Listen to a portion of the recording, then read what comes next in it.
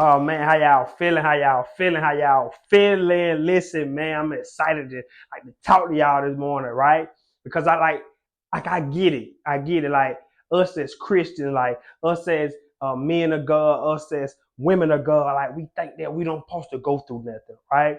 Like we think we supposed to avoid adversity, right? We think we exempt for adversity. We think we exempt from pain. We think we exempt just because we are women and men of God. And I want you to understand something. I really want you to understand it. Like, just because you are a woman or a man of God, don't let it exempt you from adversity. And I want you to know, even on your adversity, even through your adversity, even through your circumstances, the situations you're going through, I want you to know that God is with you. I want you to know that God is with you. Even through all of that, I want you to know this. God is with you. God see you. God hear you. Right? Like all of it is part of the plan. Like all of it is it. Like let me tell you, God don't make no mistakes. Right? And see, it's two things. As strong and powerful as the mind is, it cannot think two thoughts at one time.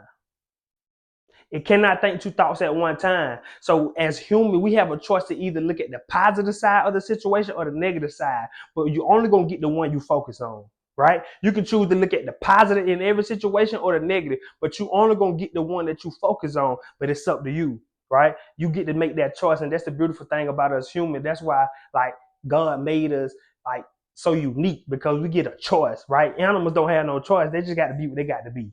Like a dog ain't got no choice but to be a dog.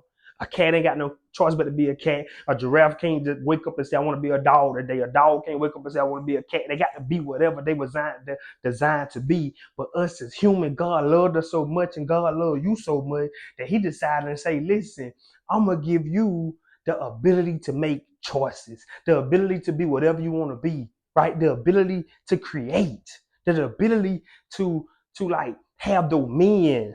You feel me? Like he said, make mankind in our image, right? Come on, y'all. Like some of us ain't walking like some of us walking around like we are not made in God's image.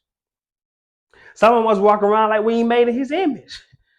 You feel me? Like you walking around like you walk around like you an animal, like you ain't got no choice. Like you walk around like you like that life you're living, like that's the only life you can live.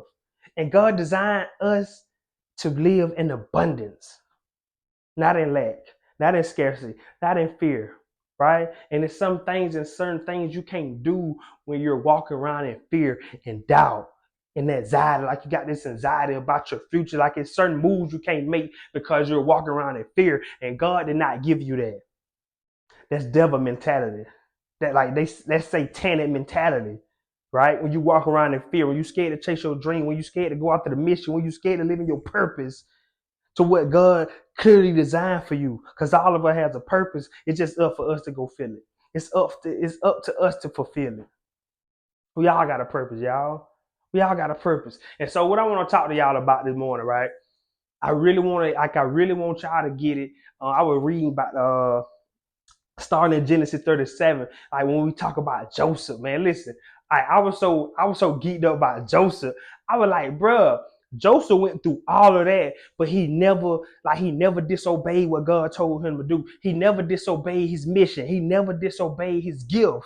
Like he still was with God. Even he went through like even though some of the stuff he went through he didn't deserve, he didn't let that discourage him from believing in God. He didn't let that like ruined the relationship with God. Like he still believed. And something like, I want to know like how many of us are walking around because we're going through something. We got an adversity, a situation, a circumstance, and we're letting that dictate our relationship with God. Like how many of us are walking around like letting that because you're going through something right now tear you away from God, strip you of your belief, strip you of your faith. Because you're going through that adversity, I want you to understand something. If you can just fight through that, even through everything, and believe that God is working in your favor, even through what you're going through, it's all part of the plan. It's all a part of the process. If you can just believe that, if you can just fight through that and see what's on the other side, I promise you, you won't regret it. Like God just want to see, do you really believe? Right? God just want to see, do you really believe? Like Like our faith is real, is really tested when we go through things. Like I can't test your faith every day it's sunny. Of course, it's easy to have faith when it's sunny. It's easy to believe in God when everything going right in your life. Like, can you have that same energy when the stuff start going bad? Can you have that same energy when you get put out your house? Can you have that same energy and faith for God when you get fired? Can you still have that same energy and faith for God when your bank account don't look like what you want it to look like? When your credit score don't look like what you want it to look like, can you still believe in God then? That is the biggest test. That is when your faith is tested. That is when like everything is tested then. That is when your belief is tested. It's easy to believe, y'all. Right? It ain't different from relationships. It's easy to be happy-go-lucky when everything's going right. But can you keep that same energy when we fight? Can you keep that same energy? Like, can you still love me even through the midst of the adversity we're going through? Even though we're going through some things right now, can you still love me? Right? And so I'm like, and we're gonna get right into it though. Cause I don't want to take up too much of y'all time, right? I don't want to take up too much of y'all time, so we're gonna get right into it. So we're gonna start in Genesis 37, right? We're gonna start in Genesis 37. Uh, Genesis 37, verse 2. Right?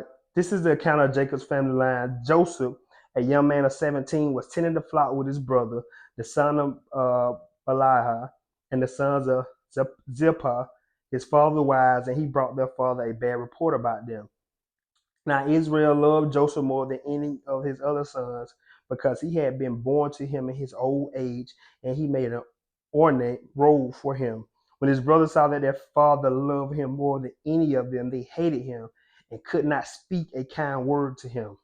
Right? Like they already hating Joseph. Joseph ain't even did nothing yet. Like I want like just because like God is just in your favor, like the spirit just on you, like some people just gonna hate you. As you can see, like Joseph ain't even did. They just say, once they seen, watch this. When his brothers saw that their father loved him more than any of them, they hated him. He ain't even did that. Like some people just gonna hate you just for who you are. Just because the favor you got. Just because like the spirit of God is just on you. Like some people just can't like it's you can't explain it, right? It's just some people just gonna hate you just for being you. It is what it is.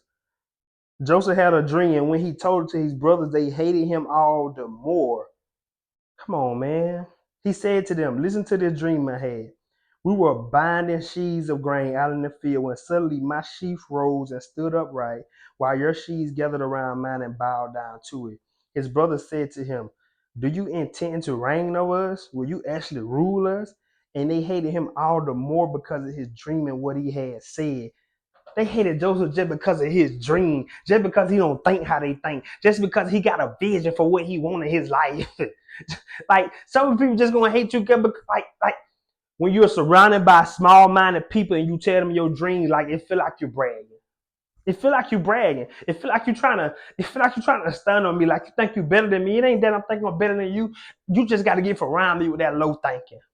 I can't help that you don't dream. I can't help that you don't see better for yourself. Like that's on you, and you keep your low hanging, your low dreaming self over there. Like don't bring that around me, right? It's like they hated Joseph just because he had a dream, right? He already going through it. So watch this. We're gonna skip down. We're gonna skip down to Genesis 37, verse 12. Now his brother had gone to graze their father's flock near Shechem, and Israel said to Joseph, as you know your brothers are grazing the flocks near Shechem. Come, I'm going to send you to them. Very well, he replied. So he said to him, go and see if all of his is well with your brothers and with the flocks, and bring word back to me. Then he sent him off from the valley of Hebron.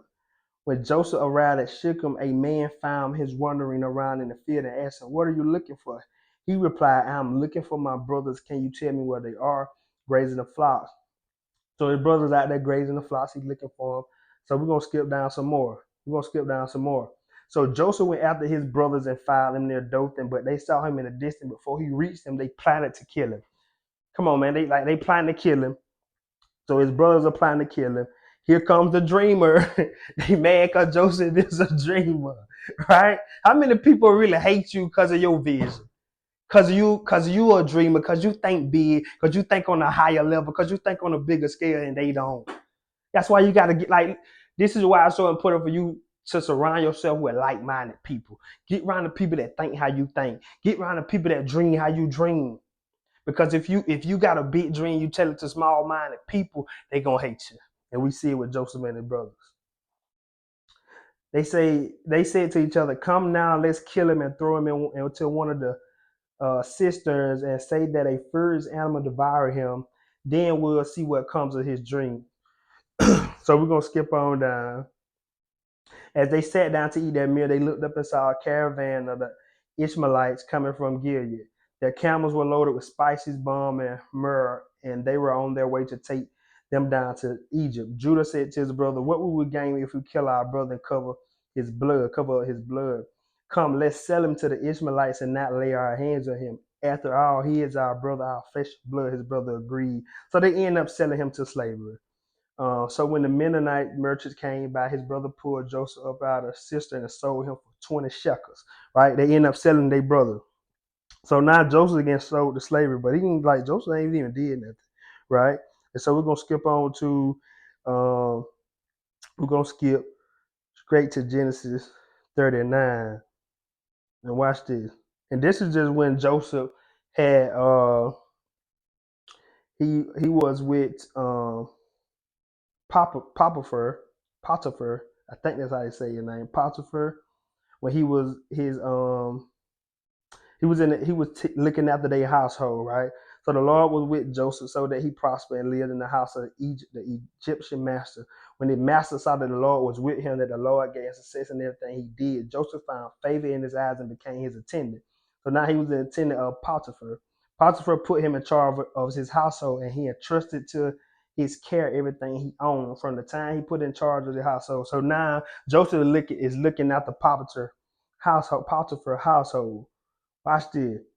Now Joseph was well built and handsome. After a while, his master's wife took notice of Joseph and said, "Come to bed with me," but he refused. With me in charge, he told her, "My master does not concern himself with anything in the house. Everything he owns, he has entrusted me to care. No one is greater in his house than I am. My master has withheld nothing from me except you, because you are his wife.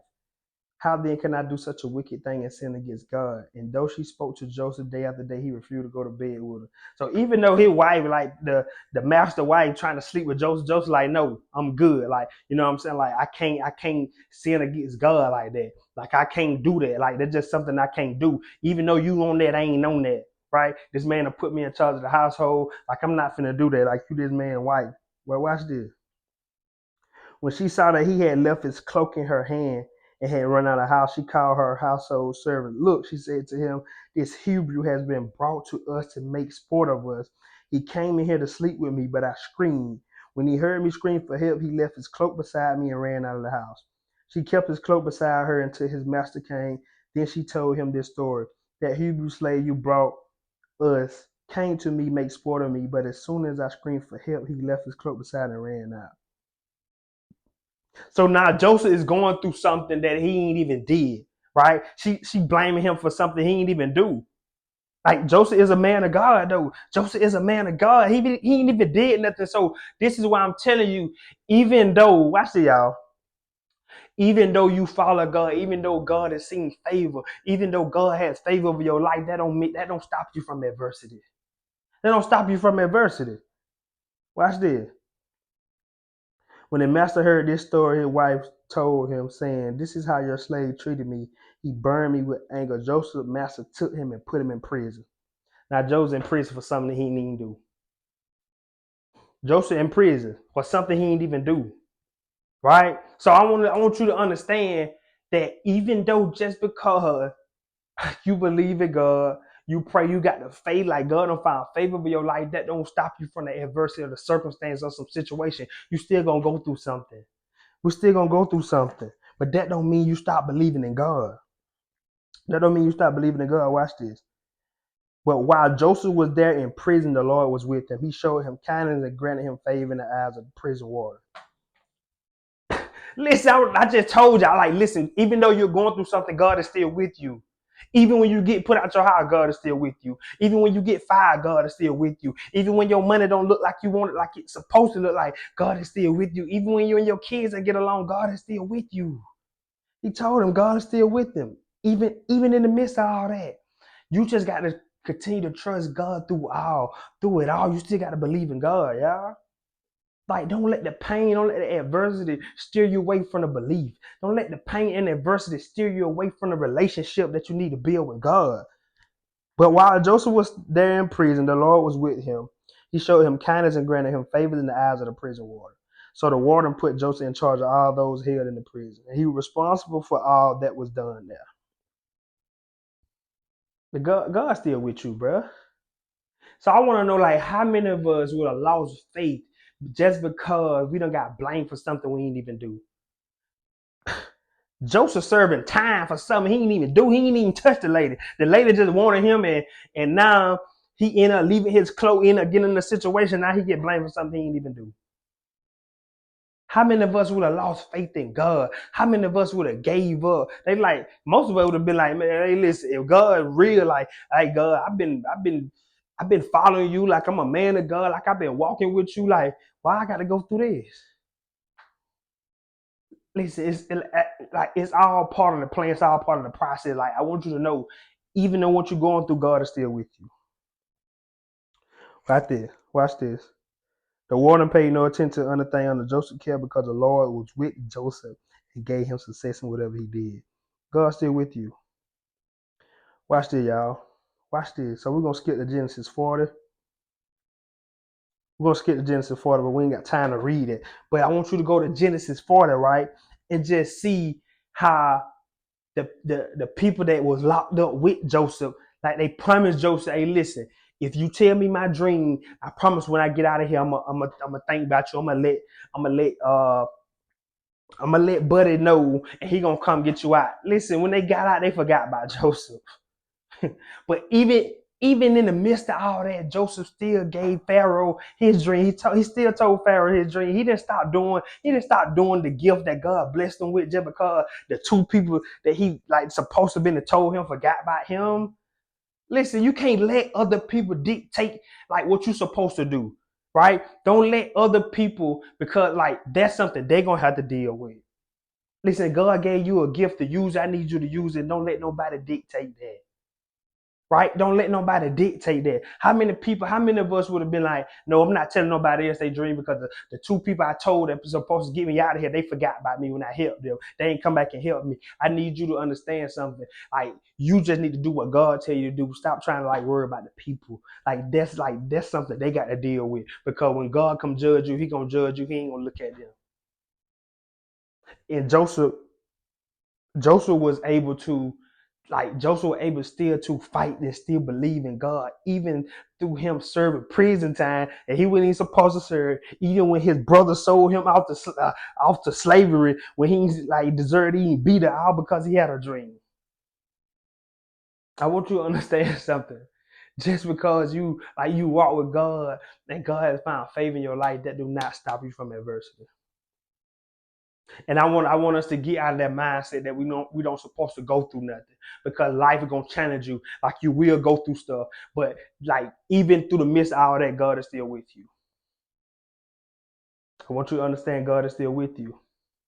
And so I want us today, like I want us to like get out of the mindset or avoiding problems or avoiding adversity. And I need us to face it head on, because God is still with you.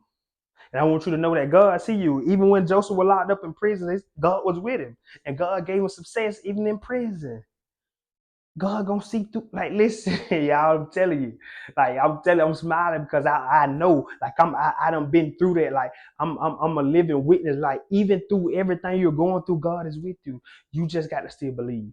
You just got to still do what God told you to do, even in the midst of your adversity. And so, man, I hope y'all continue to be blessed. Hope y'all continue to have the faith, continue to stay prayed up, continue to stay on your mission, and most importantly, keep God first, because you'll never be last.